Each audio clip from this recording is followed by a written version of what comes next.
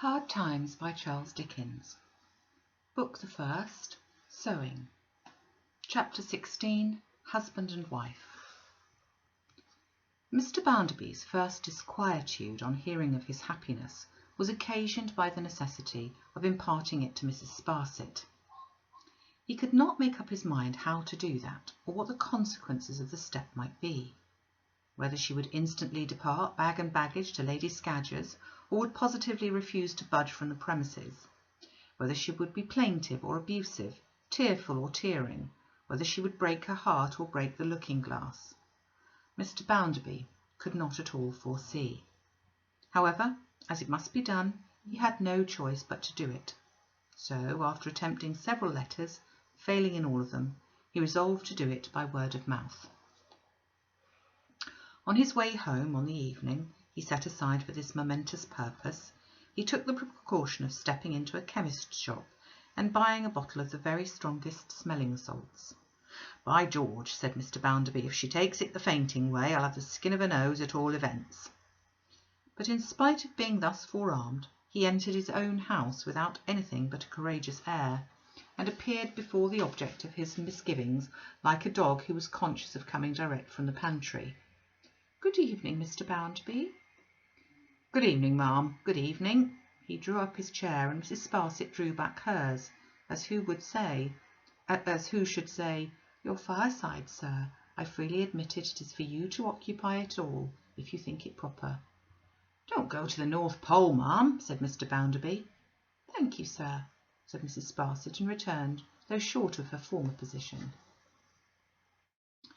Mr. Bounderby sat looking at her, as with the points of a stiff, sharp pair of scissors she picked out holes for some inscrutable ornamental purpose in a piece of cambric, an operation which, taken in connection with the bushy eyebrows and the Roman nose, suggested with some liveliness the idea of a hawk engaged upon the eyes of a tough little bird.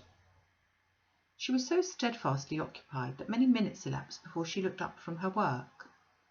When she did so, Mr. Bounderby bespoke her attention with a hitch of his head. "Mrs. Sparsit, ma'am," said Mr. Bounderby, putting his hands in his pockets and assuring himself with his right hand that the cork of the little bottle was ready for use. "I have no occasion to say to you that you are not only a lady born and bred, but a devilish sensible woman." "Sir," returned the lady, "this is indeed not the first time that you have honoured me with similar expressions of your good opinion." "Mrs. Sparsit, ma'am," said Mr. Bounderby, "I'm going to astonish you." "Yes, sir," returned Mrs. Sparsit, interrogatively, and in the most tranquil manner possible. She generally wore mittens, and she now laid down her work and smoothed those mittens. "I am going, ma'am," said Bounderby, "to marry Tom Gradgrind's daughter." "Yes, sir," returned Mrs. Sparsit. "I hope you may be happy, Mr. Bounderby. Oh, indeed, I hope you may be happy, sir." And she said it with such great condescension, as well as with such great compassion for him, that Bounderby, far more disconcerted than if she had thrown her workbox at the mirror, or swooned at the hearthrug, corked up the smelling salts tight in his pocket, and thought, "Now confound this woman, who could ever have guessed she would take it in this way?"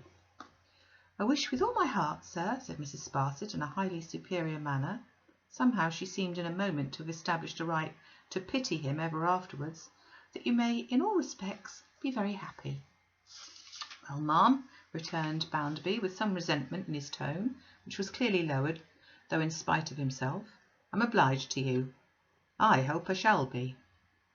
"Do you, sir?" said Mrs. Sparsit with great affability. "But naturally you do, of course you do." A very awkward pause on Mr. Bounderby's part succeeded. Mrs. Sparsit sedately resumed her work, and occasionally gave a small cough, which sounded like the cough of conscious strength and forbearance. "Well, ma'am," resumed Bounderby, "under these circumstances I imagine it would not be agreeable to a character like yours to remain here, though you'd be very welcome here." "Oh dear no, sir, I could on no account think of that." Mrs. Sparsit shook her head, still in her highly superior manner, and a little changed, with a small cough, coughing now as if the spirit of prophecy rose within her, but had better be coughed down.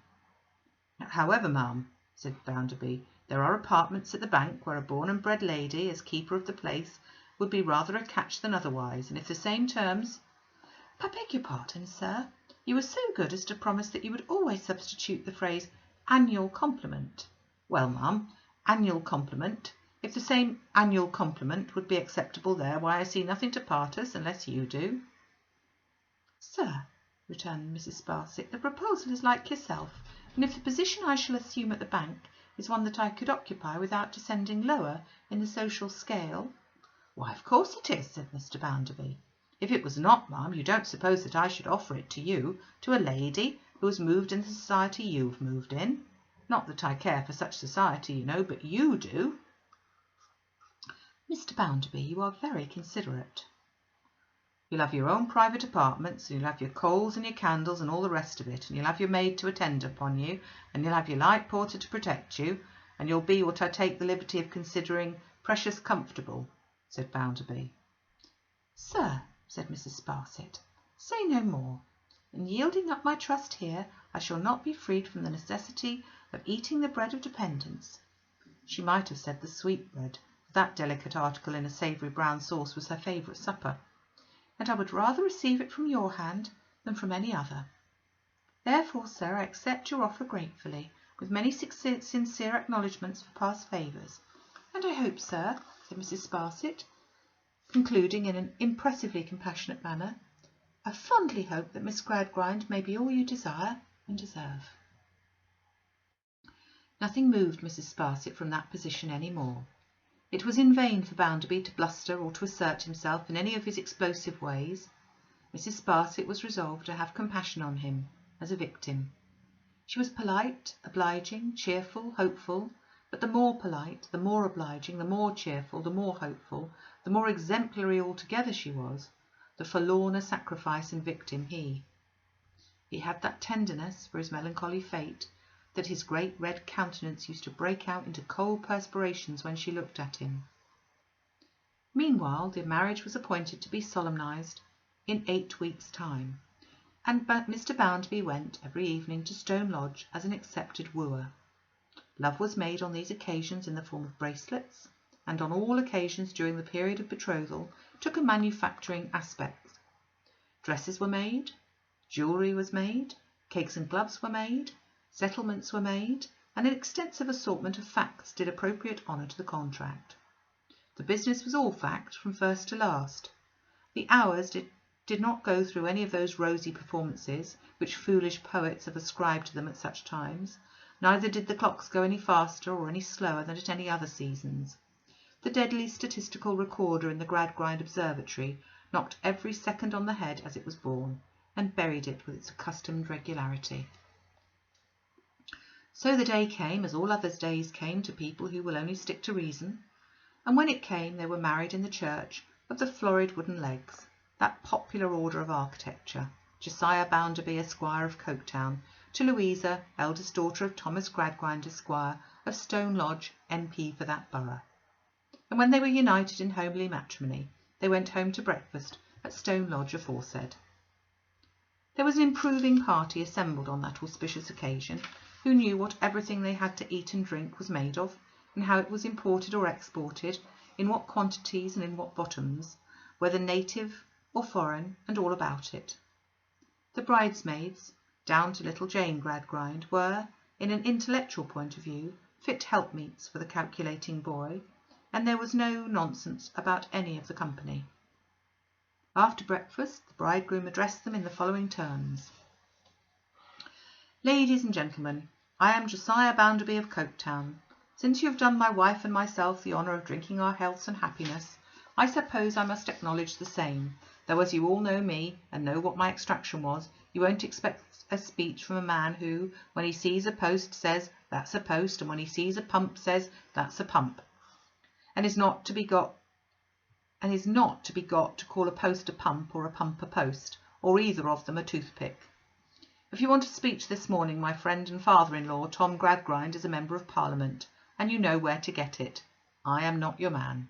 However, if I feel a little independent when I look around this table today, and reflect how little I thought of marrying Tom Gradgrind's daughter when I was a ragged street boy who never washed his face unless it was at a pump, and that not oftener than once a fortnight, I hope I may be excused.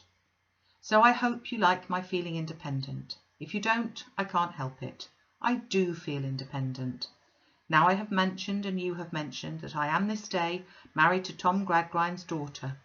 I'm very glad to be so. It has long been my wish to be so. I've watched her bringing up, and I believe she is worthy of me. At the same time, not to deceive you, I believe I am worthy of her. So I thank you on both our parts for the goodwill you've shown towards us, and the best wish I can give the unmarried part of the present company is this. I hope every bachelor may find as good a wife as I have found, and I hope every spinster may find as good a husband as my wife has found. Shortly after which oration, as they were going on a nuptial trip to Lyon in order that Mr. Bounderby might take the opportunity of seeing how the hands got on in those parts, and whether they too required to be fed with gold spoons, the happy pair departed for the railroad. The bride, in passing downstairs, dressed for her journey, found Tom waiting for her, flushed, either with his feelings or the Venus part of the breakfast. "What a game girl you are to be such a first-rate sister, Lou," whispered Tom. She clung to him as she should have clung to some far better nature that day, and was a little shaken in her reserved composure for the first time. "Old Bounderby's quite ready," said Tom. "Time's up. Good-bye. I shall be on the lookout for you when you come home. I say, dear Lou, ain't it uncommonly jolly now?"